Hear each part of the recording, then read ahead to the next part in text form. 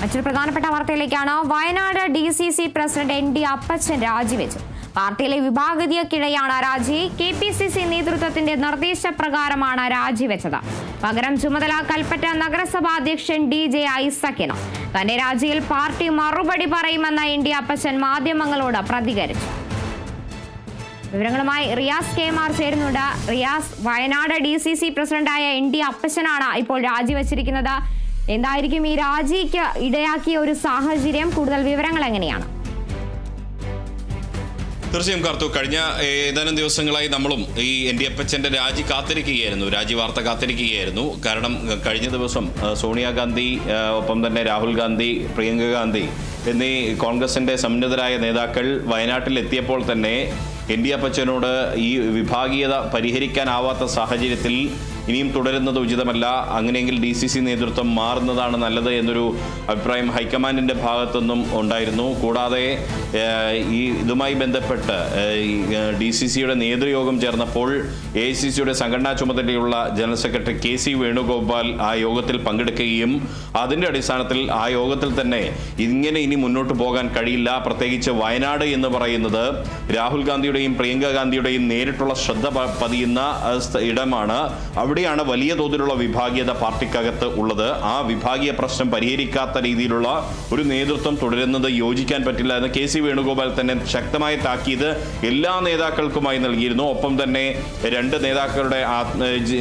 നേതാക്കൾ ജീവനൊടുക്കിയതുമായി ബന്ധപ്പെട്ട് അവർക്കുണ്ടായ ബാധ്യതകൾ, ഒപ്പം തന്നെ നിയമന വിവാദങ്ങൾ, ഇത്തരം കാര്യങ്ങളിലുള്ള പ്രശ്നങ്ങൾ അടിയന്തിരമായി പരിഹരിച്ച് മുന്നോട്ട് പോകണമെന്ന് കർശന നിർദ്ദേശം ഹൈക്കമാൻഡിന്റെ ഭാഗത്തുനിന്നും ഉണ്ടായിരുന്നു. അതിന്റെ അടിസ്ഥാനത്തിൽ KPCC നേതൃത്വത്തിന്റെ നിർദ്ദേശം കൂടി കണക്കിലെടുത്താണ് ഇന്ന് ഇപ്പോൾ വയനാട് DCC അധ്യക്ഷനായിട്ടുള്ള ND അപ്പച്ചൻ രാജിവെച്ചിരിക്കുന്നത്. അദ്ദേഹത്തിന്റെ രാജി KPCC നേതൃത്വം സ്വീകരിച്ചിട്ടുമുണ്ട്. അതാണ് ഞാൻ തുടക്കത്തിൽ പറഞ്ഞത്.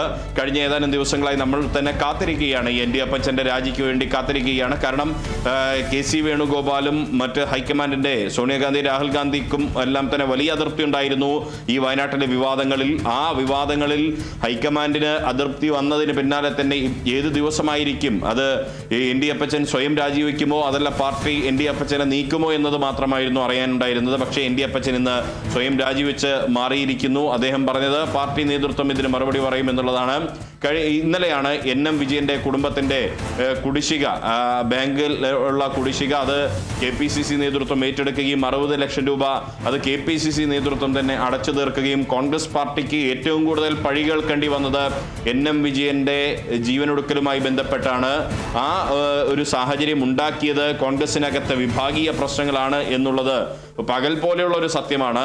ഈ പ്രത്യേകിച്ച് വയനാട്ടിൽ IC ബാലകൃഷ്ണൻ MLA നേതൃത്വത്തിൽ ഒരു ഗ്രൂപ്പും, ഒപ്പം തന്നെ ND അപ്പച്ചന്റെ നേതൃത്വത്തിൽ മറ്റൊരു ഗ്രൂപ്പുമായി ഇങ്ങനെ ചേരിതിരിഞ്ഞ് ഏറ്റുമുട്ടുന്ന സാഹചര്യങ്ങൾ, അതായത് ഏറ്റുമുട്ടുക എന്ന് പറയുമ്പോൾ വാക്കുകൾ കൊണ്ട് ഏറ്റുമുട്ടുന്ന സാഹചര്യങ്ങൾ പലതവണ യോഗങ്ങളിൽ ഉൾപ്പെടെ ഉണ്ടാകുന്ന ഒരു സ്ഥിതിവിശേഷം വന്നിരുന്നു. വയനാട് എന്ന് പറയുന്നത് പ്രിയങ്ക ഗാന്ധിയുടെ മണ്ഡലം എന്ന രീതിയിൽ, രാഹുൽ ഗാന്ധിയുടെ മുൻ മണ്ഡലം എന്ന രീതിയിൽ ദേശീയ ശ്രദ്ധ പിടിച്ചുപറ്റുന്ന ഒരു ജില്ലയിൽ അവിടെ കോൺഗ്രസിന്റെ സംഘടനാ സംവിധാനം വളരെ ശുഷ്കമാകുന്ന ഒരു സാഹചര്യത്തിൽ ഇനിയും ഇങ്ങനെ ശുഷ്കമായി തമ്മിലടിച്ചുകൊണ്ടൊരു വിഭാഗീയതയുള്ള ഒരു നേതൃത്വം തുടരുന്നത് അംഗീകരിക്കാനാവില്ല എന്ന വിലയിരുത്തലിലാണ് ഹൈക്കമാൻഡ് നേതൃത്വം ND അപ്പച്ചനോട് മാറാൻ ആവശ്യപ്പെട്ടത്. അതിന്റെ അടിസ്ഥാനത്തിലാണ് ND അപ്പച്ചൻ മാറിയിരിക്കുന്നത്. ഇപ്പോൾ പുതിയതായി താൽക്കാലിക ചുമതല കൽപ്പറ്റ നഗരസഭാ അധ്യക്ഷൻ കൂടിയായ TJ ഐസക്കിന് പകരം ചുമതല നൽകിയിരിക്കുന്നു. ഇനി 2-3 പേരുടെ പേരുകൾ പറഞ്ഞു കേൾക്കുന്നുണ്ട്. ഒന്നുകിൽ TJ ഐസക് അല്ലെങ്കിൽ മറ്റു നേതാക്കൾ.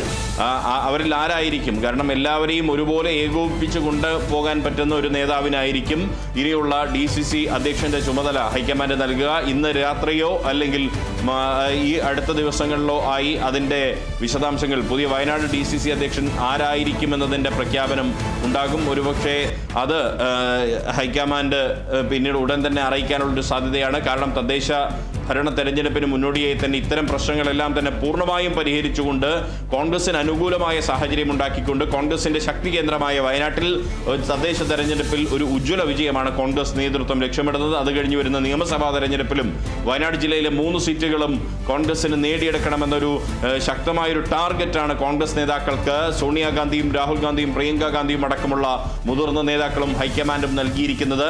അതിനുതകുന്ന തരത്തിലേക്കുള്ള ഒരു നേതൃത്വമായിരിക്കും ഇനി DCCയുടെ തലപ്പത്തേക്ക് വയനാട്ടിൽ വരിക. കാർത്തു.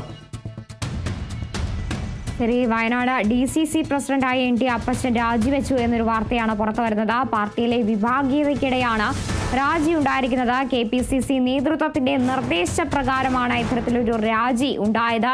റിയാസ് KMR ആണ് വിവരങ്ങൾ നൽകിയത്.